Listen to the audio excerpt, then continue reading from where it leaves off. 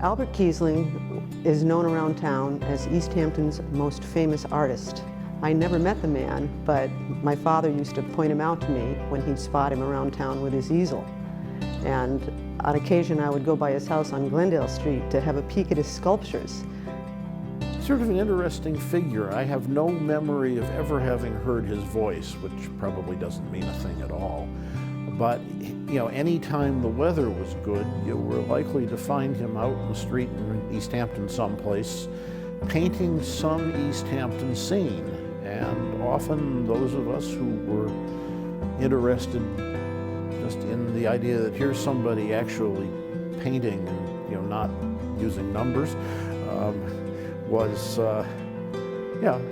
there'd often be several people, looking over his shoulder, and it didn't seem to bother him at all. So he was a local figure in that way. And he would often be seen sitting near the edge of the field, painting the cows and the scenery in the area. And my understanding is Mr. Kiesling didn't drive, so he walked wherever he needed to go to do his artwork, and was seen in different areas of town doing that. We would just be out on the town or going shopping. My father would notice him and point him out. From what I've seen him, he would set up camp, do his job, and go home.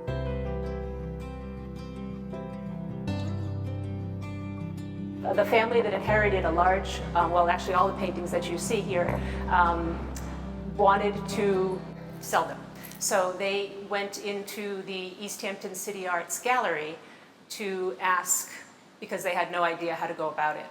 And Burns Maxey, the Easthampton City Arts coordinator, was there, and they started to talk, and she absolutely fell in love with Albert Kiesling prior to this family coming in. So it was a really neat story of how they actually met and that the paintings came into our hands.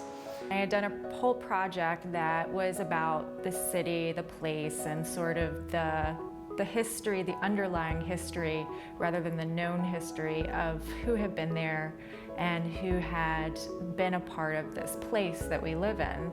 And in 2010, I entered into cartilages, and I walked in and there was this book on Kiesling. And as I opened up the book, it was interesting because he was not only a painter and captured the place of Easthampton, the architecture and landscapes, but he also did these snow sculptures. He created dioramas of Easthampton. I mean, this guy was absolutely obsessed with Easthampton. I just absolutely fell in love with him as a person and was interested in finding out more about him. I asked Miss Cartledge, I said, who is this guy? And she's like, well, and she started to tell me all about Kiesling. He was this fellow who walked around Easthampton. He went from place to place painting, and her husband, I believe her partner, had created these books about him. He was just fascinated with his life. When I guess it was just several months ago, it was Miss Cartledge's brother who came, and his wife came to ECA when I was still working there, and she said, this is kind of random, but we have all these Kiesling paintings. And I was like, wow, that's amazing that here is this sort of full circle of these Kiesling paintings coming back to the city.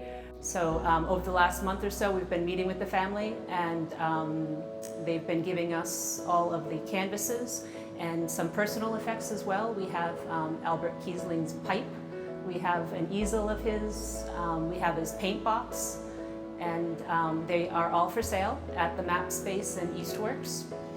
And 25% of the sales will go to benefit Easthampton City Arts, so we're very excited about that as a possible fundraiser for Easthampton City Arts.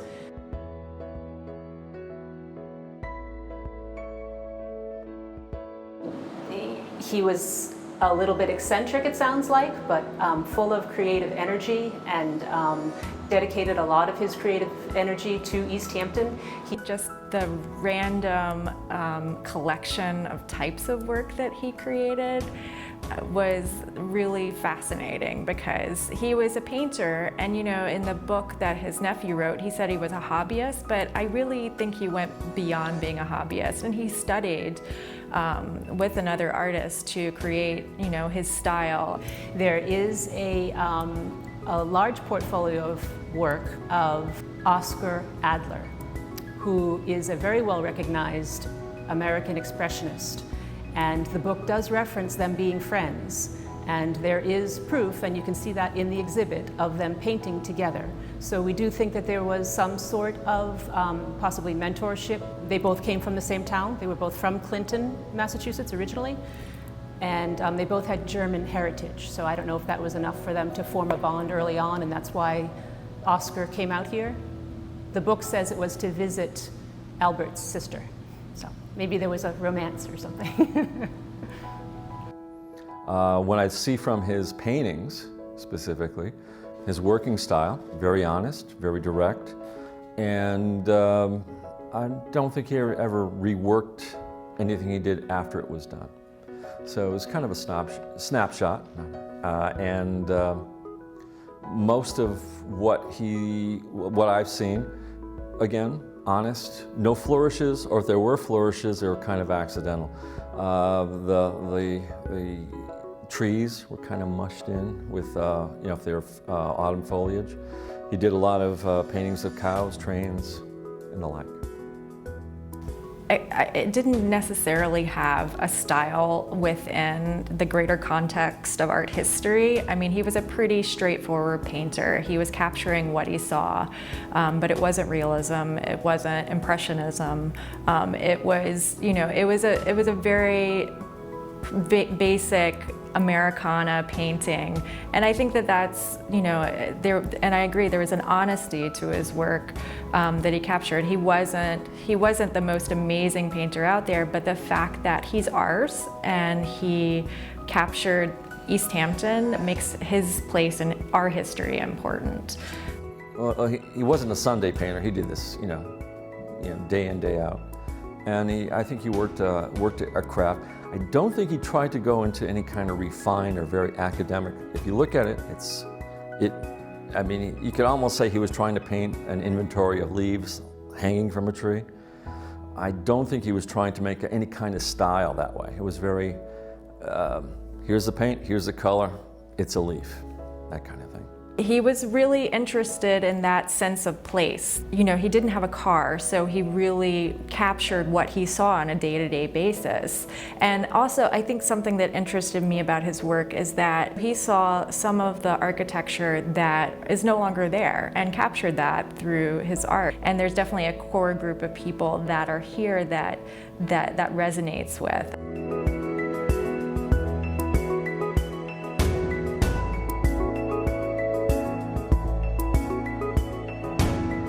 Dear Mr. Kiesling, the picture came 2 days ago. It is excellent, and I'm sure the Academy will prize it highly.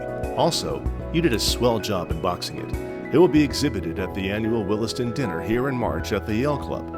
When framed and a suitable label attached, it will be a striking reminder of the old days, and also it represents a fine object lesson to the boys in how one man can, in his spare hours, develop his talent to the high point you have. It is fine to think that Easthampton can number you in its roll call.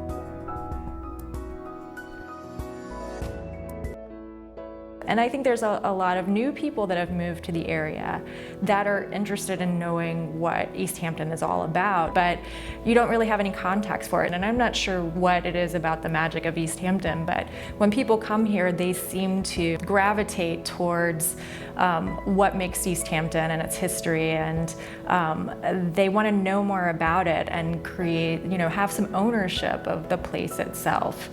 There is one Albert Kiesling painting at Williston. It is of the old button mill, Samuel Williston's first factory building. That is now the Button Building here in Easthampton. It was the Landry Furniture Home for many, many years. I'm not sure when it came to the school. My understanding is that, you know, Kiesling would paint pictures and then give them to people. So it may have simply been something that he thought would be, you know, Williston would be a nice place to have it. I think he was also friends with other local art people who might have had Williston connections. Hazel Clare, for example, who taught art in the public schools for many years, but she was the widow of a Williston faculty member. So it could have come to the school, via any number of routes at, any time. So as a professional artist, he did stand out. Maybe as a unique person, maybe that's how he made his mark. He built these life-size, actually larger than life-size, snow sculptures that turned into family events. There's a story in the book where there's actual traffic jams because people are lined up to get in front of the house where the snow sculptures were built. He was very much interested in snow sculpture, and it was definitely a stop on the holiday decorations drive around town, because he would do these wonderful fill the whole yard kinds of snow sculptures, and I think a lot of people probably remember those. One particular winter where he had a lot of snow trucked into his yard, made a huge pile of snow, and he carved a giant sculpture. I believe it was the head of George Washington. His yard was filled with fantastic life-sized figures and a big giant head, if I remember correctly. They seemed huge or quite large at the time, but I was probably small at the time too, so I really don't know how big they were, but they were very impressive. Of course, the man was interested in history, very clearly from the kinds of scenes he painted around town. I think something like Washington crossing the Delaware would have intrigued him, and why not create it in snow in your front yard? Oh, it was thorough wonderment and amazement. Now, I was probably only around 7 or 8 years old at the time, but even now I still think that what he accomplished was just phenomenal.